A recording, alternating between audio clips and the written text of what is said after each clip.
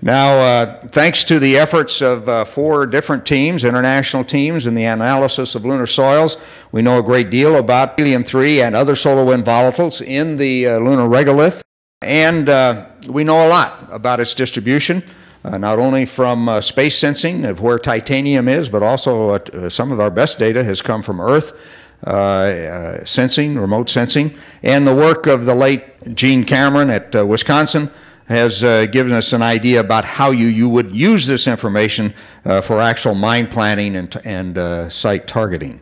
Basically, by heating to about 800 degrees centigrade, you can get to 75 to 80% production of helium-3 from the regolith. That would be approximately the recovery target. The recoverable grade, that's not the absolute grade, but the recoverable grade, in most of our back-of-the-envelope calculations, we're looking at about 20 parts per billion, whereas there are some places in Mare Tranquillitatis that looks like 30 parts per billion. Total concentration is reasonable to assume. At this grade, we would process about 11 square kilometers to a depth of 3 meters to get 1 metric ton of helium-3. Its significance is that 1 ton of helium-3 can produce 10,000 megawatt years of electrical energy theoretically, and I think practically. That's a reasonable target to aim for.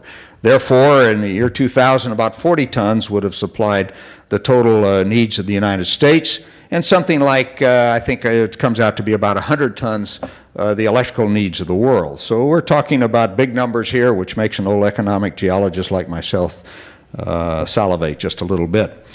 If you look at today's price, if a plant existed to use it, the value of 1 ton of helium-3 on Earth would be about $4 billion. In general summary of the energy resource, there's something like 10 times more energy in the helium-3 on the moon than all today's economically, and I underline and italicize economically, recoverable coal, oil, and natural gas. Of course, as demand goes up, price goes up, and economically recoverable starts to change. The characteristics of these helium-3 fusion power plants, once they come into existence, would be no greenhouse or acid gas emissions during operation. Very high efficiencies potential because you're converting a positively charged proton directly to electricity, and we expect a graduate student at Wisconsin to demonstrate that within the next year or so. The greatly reduced radiological hazard compared to fission reactors. The primary question is shielding from X-rays. And low-level waste disposal after 30 years. If you use D-helium-3 as your fuels, there would be none, of course, if you use helium-3.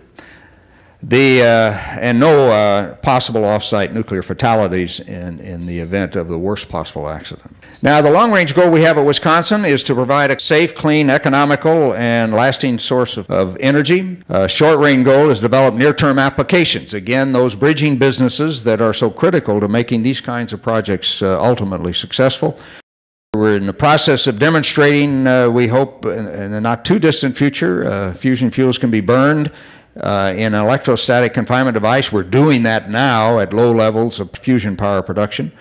We're in the process of trying to construct the first commercial device for medical applications and to lay out a roadmap for the longer-term effort that I've described previously. To date at Wisconsin, we've set a world record for proton production at 450 million reactions per second. Those are fusion reactions. It takes several thousand kilowatts, of course, of power to produce that, but it's steady state fusion reactions are occurring in the device.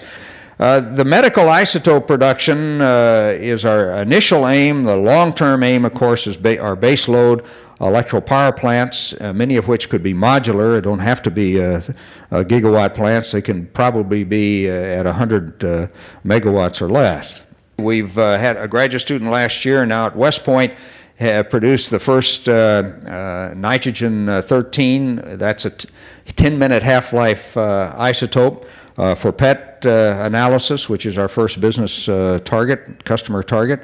We have also shown that you can produce fluorine-18, which is the current isotope of choice, 110-minute half-life for PET analysis.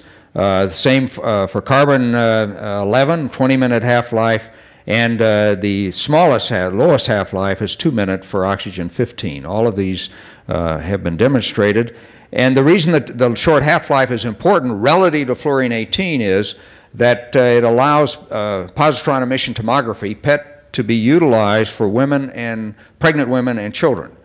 Fluorine-18 cannot be used as a diagnostic tool in that environment today because of the long half-life. We also look at DD, and we'll be doing more of that this year, setting records in terms of neutron production rate. Many of you probably are familiar with neutrons as neutron activation sources, and we are looking at that as another slightly longer-term potential commercial business.